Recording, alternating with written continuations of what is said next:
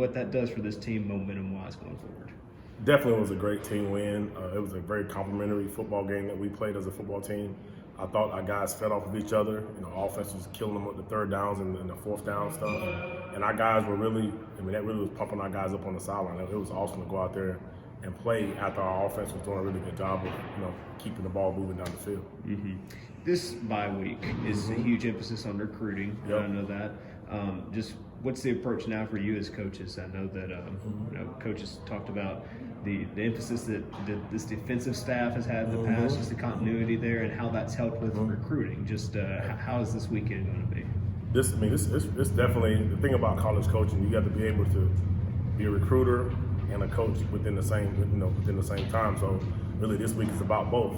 To be honest with you, it's about recruiting. Also, it's about getting ready for the next opponent. Yeah. I think Coach Helton sets up a really good staff and environment that our guys know exactly what to do as a coaching staff. And obviously today at practice, while we're at practice, we focus on practice, and when we get off the field, Sure. You got to kind of do both. So that's the life of a college football coach. He mentioned maybe the momentum that getting a road win that the SEC has for this weekend. So just how timely is that for what you guys have ahead? Yeah, I think the timing, the momentum part is definitely a real thing.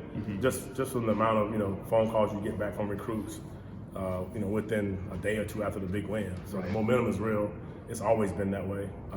When you start winning, especially, there's nothing better than winning a game going to a bye week. Yeah. So as a coaching staff, that definitely was part of the motivation as well. What can you speak to the emphasis the staff is putting on the state of Georgia? I know that there's a lot of commits even with this class coming up, and that's something that I know a lot of this current roster is built with guys from there, and you and your staff have been a part of that. Just what can you say about that state and its significance? It's kind of like really, no matter what school I've been at, Georgia has always been a main stomping ground for whatever school. But I will say here at Western Kentucky, it's a prime location for us to go down and try to find some football players that fit our culture, that fit the mold and fit the offensive, defensive, and special team schemes. It's really good football, really good coaching. You can get great evaluations on kids down there. But the focus is just to make sure you're doing your contacts and make sure you're going down there and finding the right guys. How much of the benefit have you been able to see with the continuity of your defensive staff? I know with Coach Lindsey being the coordinator there, and with new head coaches, things change, but you guys haven't. How much has that just benefited on the recruiting side of things? It's been huge.